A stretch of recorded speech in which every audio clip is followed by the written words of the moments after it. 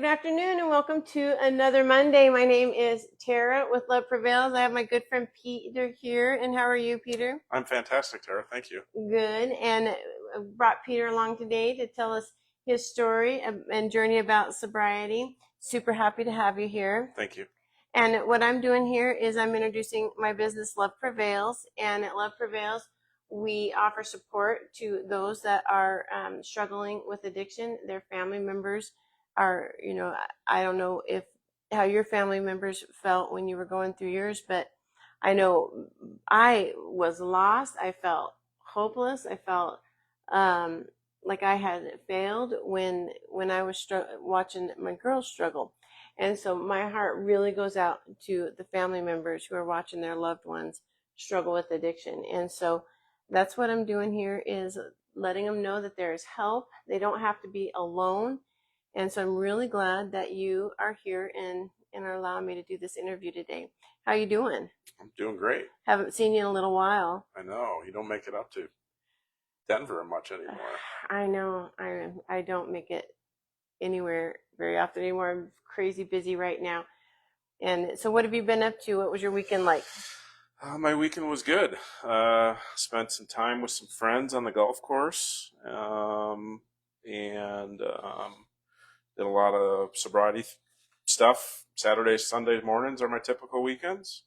And then went bowling with a friend on Sunday and just caught up with somebody I hadn't seen in a couple months. Yeah, you stay really active. You go skiing a lot, do stuff like that. I do. Activity is key for me. If I get in a lull or by myself, good things don't happen. No, it's really good for your mental health to stay active. Really good for your mental health. Yeah. Are you a good golfer? I'd like to say I am for one arm, but I mean, you're probably better than me with two arms. No, I'm decent. But it's not about that. It's about getting outside and getting active and being around people. Yeah, is what's the big thing for me, and it's just one thing I've found to love. Yeah. So we were talking right before we went live about the importance of fellowship and having really good fellowship, not just fellowship, but really good fellowship. And why is that so important? I think for me, it's been important because before I got sober, I lost most of the friends I had made here in Denver. And the other thing for me is I had traveled a lot for my occupation across the country. So I didn't have a real core set of friends in the location I was. And getting sober in Denver, there is a pretty good sobriety culture. And I was introduced to a lot of really good people when I first got sober. And, friends change with the seasons, but there is a core group of people that for the last 2 years, I know I can depend on if I need to talk to somebody or I'm having a difficult time with something, or if I just want to get out and do something. There's a huge community and of all age groups. Like there's one for young people that is super tight knit. They get together every weekend, play volleyball, have picnics. They do things together, and they're for all age groups. They do sporting events, they do concerts, they do I'm going on a cruise with them. And so I mean it's a huge group. There's actually a group I was just introduced to. It's called Soba Golf, and it's a sober golf community online that I'm just starting to get acquainted with. Yeah. So yeah. And what's nice about that is I don't necessarily have any trouble with people drinking around me or anything like that. It's my life choice, not theirs. But it's nice to be around like-minded people at the same time.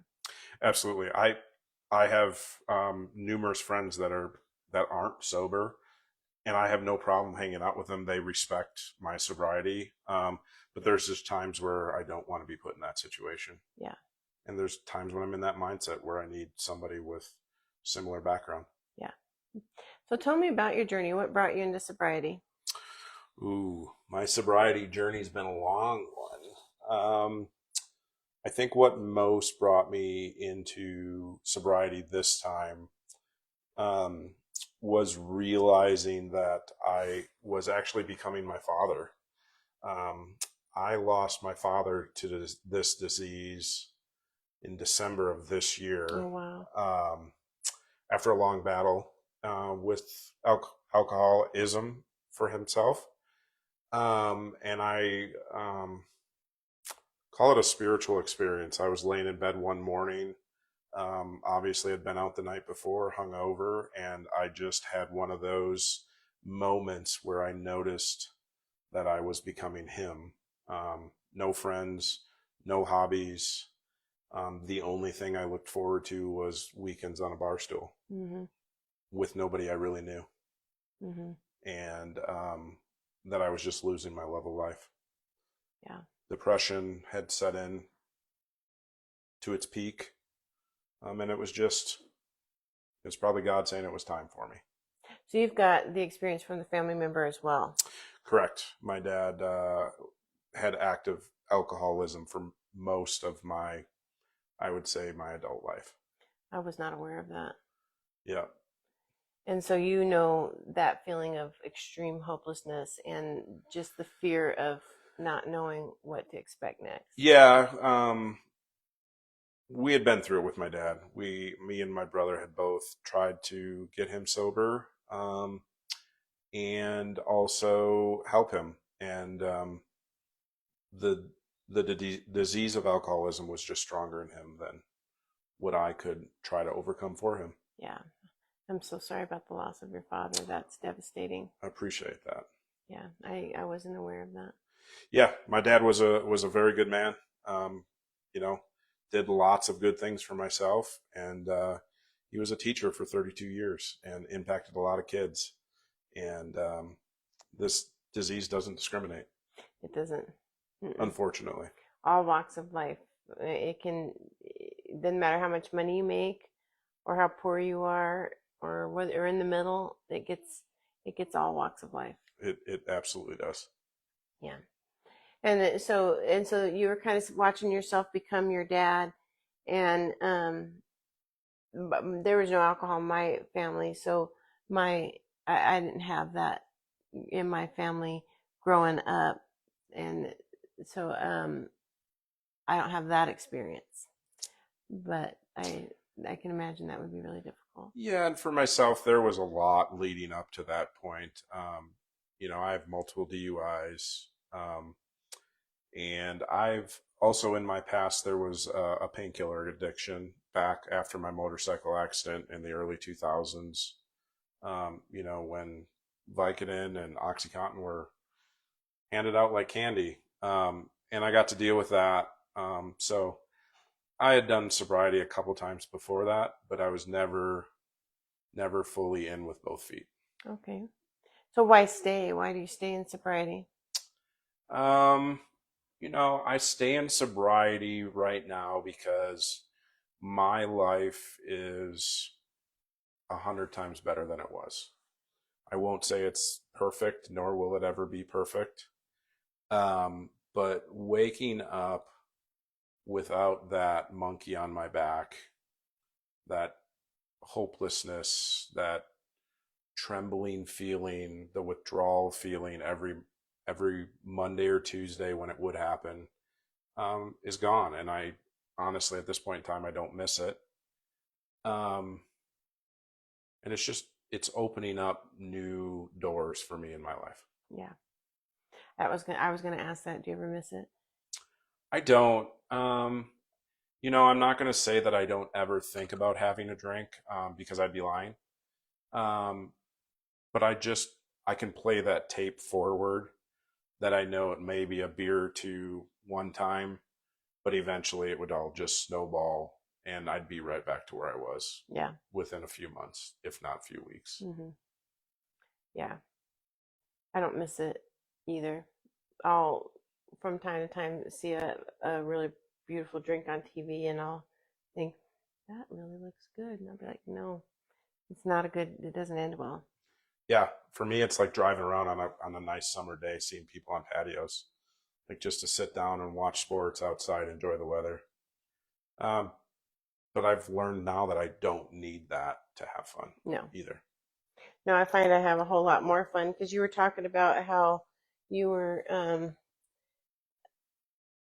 spent your weekends on the bar stool, I'd spend mine just on the couch. And so I would go out from time to time, but it wasn't very often. Yeah, I wouldn't keep alcohol in my house because I knew where it would end up, but I would walk down the block or down the street to where somebody knew my name and I could Yeah. think I was around fellowship or friends, but in all actuality, I wasn't. Yeah, I didn't want anybody to see, and I'd stay home because I didn't want anybody to see. And if I did go out, it was rare that I let myself go. I did a couple times, but it was rare. And I monitored and would finish what I started when I got home. Yeah, and I wasn't a daily drinker. I was more of a start Thursday night and Sunday afternoon, usually.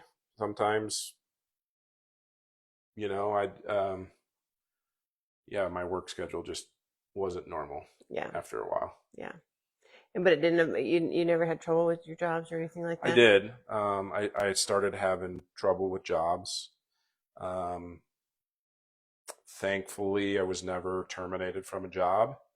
Um, but I would also say that I had enough of a work ethic that I would put in massive amounts of hours to make up the time I was off, that I would always have my stuff done.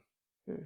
I was lucky that I'd never, a lot of people like to talk about hitting a bottom, but, you know, my, I appreciate the lingo of your bottom is when you stop digging. And I never let myself to get to that point, nor do I ever want to let myself get to that point. And I feel the same way. My bottom was as low as I wanted it to go. Exactly. And there are a lot of stories that I'm grateful I don't have to tell.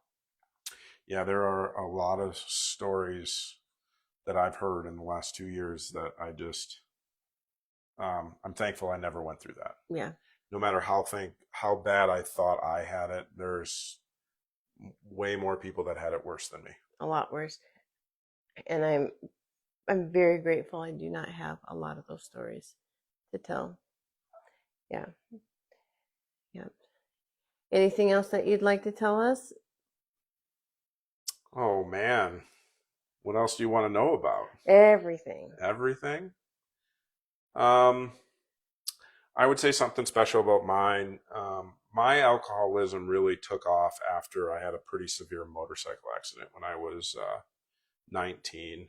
Um, I did a bunch of nerve damage in my back and ended up paralyzing my arm, and then eventually had it amputated. And that's a big part of my story. And the reason I drank was, to numb that pain and to try to hide from that pain. And even 2 years in, I'm just beginning to peel back the so-called onion on that accident. Right. And, that self-pitying that I allow myself to get in sometimes, trying to figure out why I feel that I'm not good enough for people or things. And, and it's okay, right? Like I don't have to be cured or fixed of this immediately. Like it's a bigger journey that I'm in. And like they say, you got to appreciate the journey. You do. Was it alcohol involved in that accident? No, alcohol was not involved in this accident. It was actually just an honest 19-year-old on a crotch rocket that was probably doing some things not to his best ability in a really busy tourist town. So when you see these crotch rockets going 100 miles an hour in between traffic, I bet you just cringe. Your heart breaks. But it's not my battle to fight for those guys, and it doesn't take 100 miles an hour. My accident happened when I was doing 35. Oh wow! And those are choices you make. I call them the Suicide Squad. They are that. You definitely need to be careful. Yeah. Wow. I'm the prime example. Yeah. Yeah. That feeling of, stuff can happen, whether you're being careful or not, stuff just happens and there's no rhyme or reason, but it sucks. No, it does suck. I mean, it was rough for Yeah, a lot of years. Um, I can imagine. but recently, I've kind of had a brain shift or a mind shift on the accident. It was probably God's way of slowing me down Mm-hmm. 24 years ago. Yeah, Because there was probably a pretty damn good chance that there would have been another big accident yeah. with the way I wasn't a tame teenager, Mm-hmm. shall we say. So maybe at that, I'm here for a bigger purpose. Well, I'm glad that you're here, Appreciate that. and finding that bigger purpose is kind of the goal, right? That is that is the big that is the big thing. Find a better purpose in life, not bigger, but or not better, but bigger, and overall, what your purpose in At least life. the purpose. The purpose Yeah. is, yeah, is I one of my biggest purposes now is to try to help others in any way Yeah. possible. And that's my sole purpose right now as well. And that's why I'm doing these videos, and that's why I started Love Prevails. And because I don't want the events that I've been through in my life to be for nothing. And I go through that feeling of being inadequate and not good enough. I go through that on a regular basis, and it's tough to work through. Yeah, it's not for the faint of heart, for sure. And it's not something as a 44-year-old male that I want to peel back the onion in front of people and be open and honest about. But the fact that you are vulnerable enough to go on video and admit that, I that's really huge, because I find that to be 2 years ago, you wouldn't have had this. no, but that to me that's a big man that can admit that, I appreciate that. I think. Yeah. And I never looked at it from my family's side. My accident probably had a bigger impact on my mom and my stepfather and my brother than it really did on me. Um, and that's something you never really think about when you're going through things. Right. You're selfish. It's all about yourself. And looking back now, I can't imagine the things my accident and my alcoholism has caused to my family. Yeah. Yep. Same here. But I'm also thankful that there was my mom basically had unwavering support for me. Hmm. So it's a double-edged sword. It's really special. Yeah. Wow. I really appreciate you sharing all that with us, and um, I know that your story is going to impact lives, and Coco wants to be in the video too, I think. But I really appreciate that, and hopefully Peter's story meant a lot to the people that are watching it, and I really appreciate you coming here and allowing me to video you. If you or somebody are struggling with addiction, please reach out to me at my phone number, my website, my email. They are all included on this video. We also have the YouTube page. Please check it out. Your best life is waiting for you. Please contact me. We'll find it together. Please like, share, comment on the posts, and let Peter know how much you appreciate him being so vulnerable and telling his story. I hope everybody enjoys their week. Happy Monday, and it's good to see you. You too, Tara.